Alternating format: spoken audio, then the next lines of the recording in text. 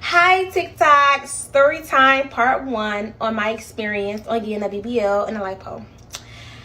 So I just want to start off with my okay, so let's do the whole experience. So I flew to Miami. We got here in Miami. At first and foremost, you're supposed to always do your research on everything. Like, it don't matter what it is, especially if you're doing like surgery and going into this, because you know the people gonna be in your body, so you gotta really know who you know on your body, whatever. So I did like a lot of research or whatever. It took me like over a year to do research or whatever on my body, well, on my surgeon, and how I want to do. Like, don't get me wrong, I could have been to the gym because I'm not a big girl, so I could have been to the gym. I could have did all that. But if I had the money right then and there, it's like, why not get your body done? Save time.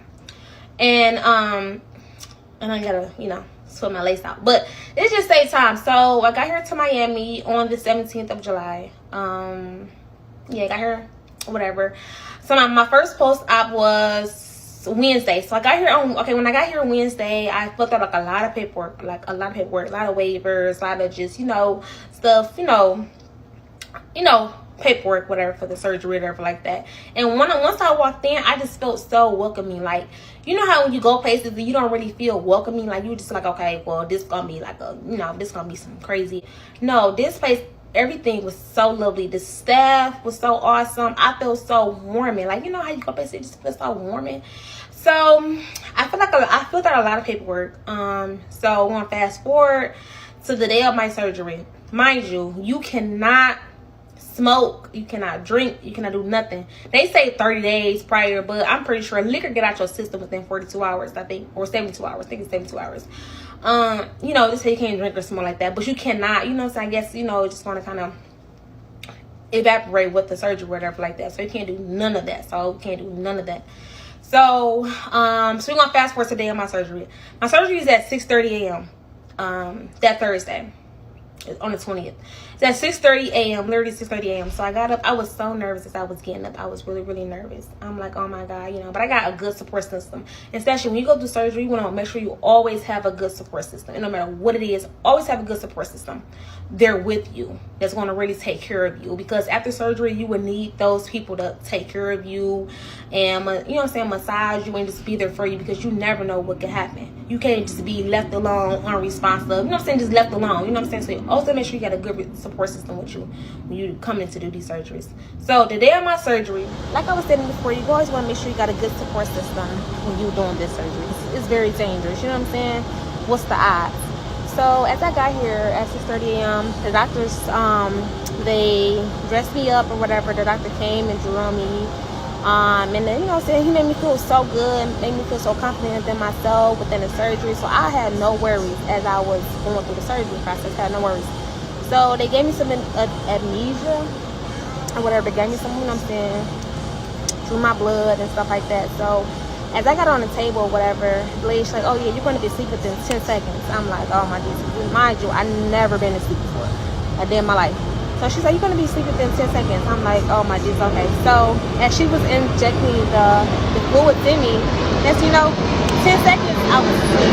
Sorry guys, we got airplanes, but 10 seconds, I was asleep.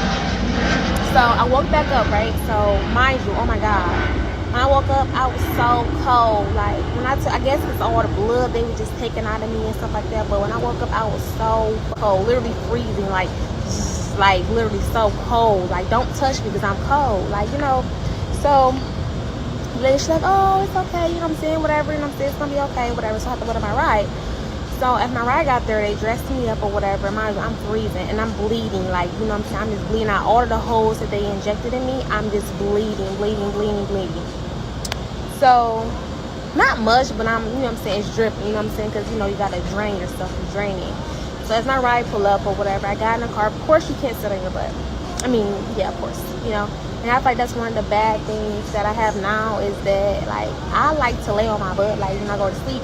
My stomach, I don't like to lay on my stomach when I go to sleep at all. I don't. So that's the worst thing I hate right now, for the most part. So yeah, so as I got in the car, sorry guys, in the car, I didn't have no pain. I didn't have no pain at all. I was just more so sleepy. Now I want to shower. Mind you, you cannot shower after surgery. You cannot shower. Just for that.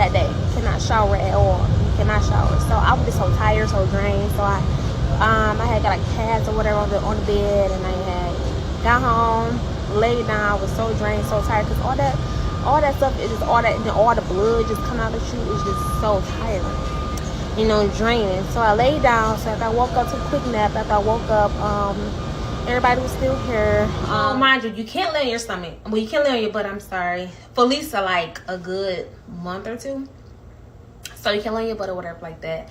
But mind you, as I got home or whatever, the pain was good. Like, I wasn't in pain. I wasn't hurting. I wasn't sore. I wasn't doing nothing. I was good. I was just more so tired and stiff. Like, you're going to be freaking stiff. Like, literally, like an old lady, to where it's like you can't get off the bed fast enough or nothing like that. But as the days goes on, you get better and better and better.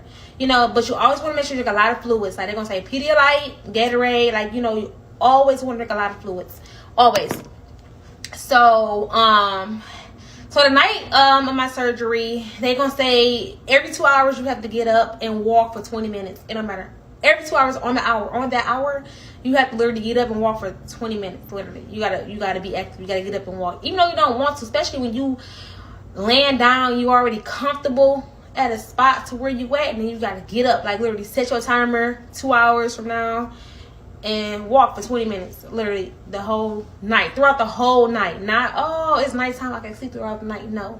And the reason why I'm so happy, because the reason why I'm happy that they said that is because, like, every 2 hours I got up or whatever, my body, every 2 hours that I got up, my body, like, felt like it was just, you know how it's like a nerve, you know, my body felt like this. So as I got up and started walking, then that's when my body started to, like, you know, open back up to its normal state.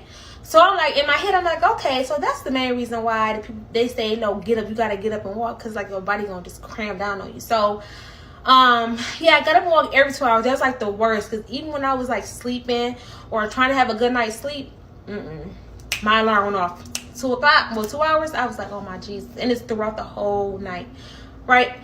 And mind you, you already getting up slow like an old lady. So it's just a lot, literally. So I was so happy with that. So the next day, my appointment, my post-op appointment that I had went to the next day, it was around like 8 o'clock. So that's my massage. Oh my Jesus.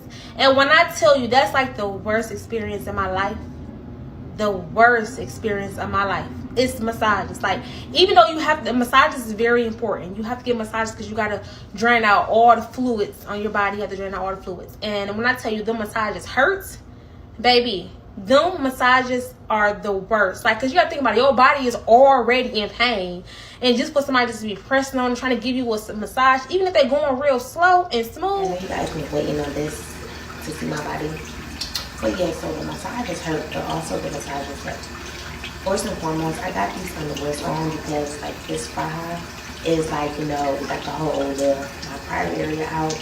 So I have to, like, do something to cover my private area. So, but this is the results of my body that I really love.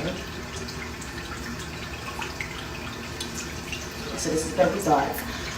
Yeah, so back with the massages, they really hurt. The massages really hurt. I'm actually in the massage like a couple hours. So I feel like the most massages you should be able to get is this, like, at least like six massages. Because, you know, they're gonna flush all this out your body, all the fluids, all the different drainage just out your body. It's really helps because it's gonna really like shape your body even more. Because, you know, when you first get your procedure, it's like, okay, your body's sore, it's swollen, like, and stuff like that. But it's really swole, like, it's really swole. But yeah, so massages, always massages. At least if you're like flying from in out of town, at least like 6 massages before you go home. My doctor, he recommends you stay at least 7 days after surgery. You know what I'm saying? Just to make sure everything is clear, everything is right, and stuff like that. So I mean, my overall experience has been like a 10 out of 10 with just my doctor, the staff, my support system that I have, and my awesome body. Like, I like it. Like, it's just really me. I'm waiting on this. Man, you guys are waiting on this too. But yeah, so so make sure you drink plenty of fluids. Always drink plenty of fluids. Be more active. Even though they say, like, okay, well, walk the first day of your surgery. When the first night of surgery, I steady walk every single day. Every single day I walk, I always want to stay active and remain active and stuff like that. So make sure you always stay active. If you don't feel like it, but every single day that goes by, you're gonna like basically get better and better. Your body gonna start healing. Yeah, so you're gonna get better. So like this is like day 5, I think. Yeah, day 5, and I'm feeling amazing. So yeah, this is the final results. I'm trying to make this video short, but 10 out of 10 for sure. 10 out of 10. So yeah, this is me. This is me, guys. So. What it do, everyday people, man? It's your boy PJ. Today we back with another lit live video. We back in the confessional, and yes, we staying lit, big dog, man. Shout out to my everyday people who rock with me every day. Now listen here. The only thing that stands out to me is that she said she could have went to the gym, but she didn't want to. She'd rather pay somebody. If you got the money to pay for it, then pay for it, I guess, and go through the pain. All I want to know is the pain worth the money? Because if you work out, well, if you go through the pain, right? You go through the pain, you still gotta work out afterwards, right? You still gotta maintain it. So now you working out to keep it or to make it whatever. I don't know. I don't know what you do. I'm not gonna make it up like I know what you do. But if you would have worked it out, you would have just became a slimmer version of yourself, and you wouldn't have had the butt that you wanted. You would have lost the weight, maybe, but you probably wouldn't have had the butt that you wanted. And I think that's the whole point of the BBL. But I was also listening to something, and they was talking about why women get BBLs, but they get BBBLs, and they get more butt than the lift. And that's true. Y'all get more butt than the lift, because if you look at like Colombian or Brazilian butt lifts, which is actually is, it's not they're not putting a lot of butt in there. They're just lifting it up just enough just to make it look, petite. But these girls, they want ass, okay? So they putting more than a little bit, because that's why they say, that's why the bigger girls who get these BBLs, and they got to put a lot in there, because it's a lot to cover. It's a lot of ground to cover. When the bigger the girl, the more area you got to focus on. The smaller the girl, smaller focus. So that's why they want you to lose the weight, so you can get to a smaller size, so they can proportion you right, But I just don't think American women want to do that. I think they just want to, But it's all good. Hey, man, your body, your choice. You know what I mean? I don't really have nothing to say about it, other than, hey, if you have a great experience, it is what it is.